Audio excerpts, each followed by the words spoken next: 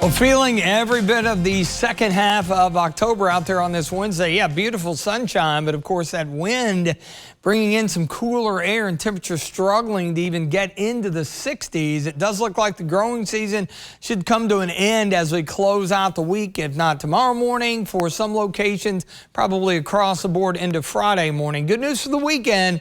Game day and the weekend overall looking dry and pleasant. Does look like those shower chances return into the early part of next week. Visible satellite showing a few scattered clouds along the Kentucky-Ohio border. This is all in response to that upper level system, which is beginning to pull out of the Great Lakes and into eastern Canada. Spokes of energy coming around it. Some showers through parts of Ohio into Pennsylvania underneath a thick cloud deck. Windy and chilly to our north. It was cool today.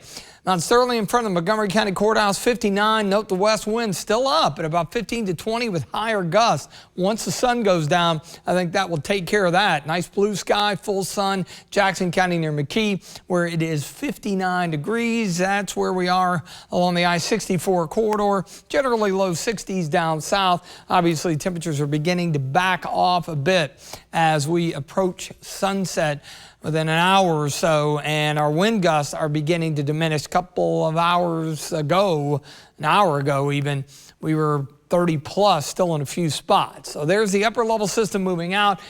Big area of high pressure that's going to be in control here as we go through the next few days. So this evening, chilly, still wind up a bit during the overnight. That's why the sheltered valley areas, I think, have the better chance of seeing the frost in the morning. Interesting, our in-house data is trying to kick a few clouds down south. That obviously would have an impact on things. We're back in the low and mid 60s across the board. A touch breezy, but not as windy as it has been the last couple of days.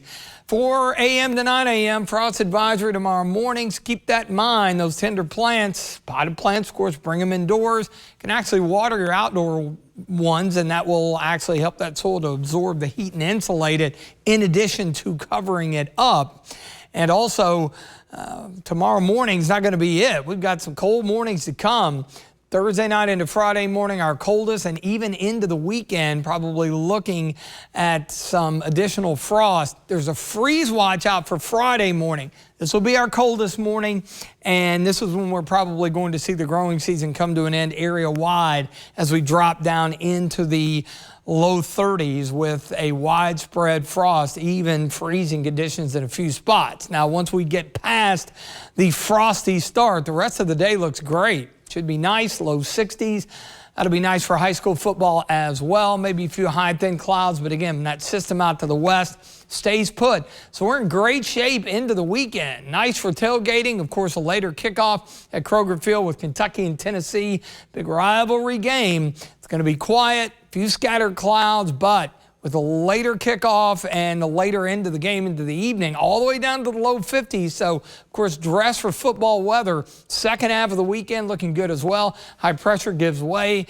That's going to allow pleasant conditions to persist. We're going to nudge temperatures up just a little bit, and then the clouds and the moisture begin to move in early next week. So we'll bring those shower chances back by then. Until then, clear and cold tonight. Frost advisory out there, 36 coming up tomorrow. Mostly sunny, a pleasant day, 62. Note Friday morning, all the way down to 33. Some of the outlying areas colder than that. But again, nice weekend for outdoor plans. Not only the game, but anything you may have going on outdoors should be good for that. Low-end shower chances do work in with that system coming in from the west early to mid next week, with highs generally in the low to mid 60s.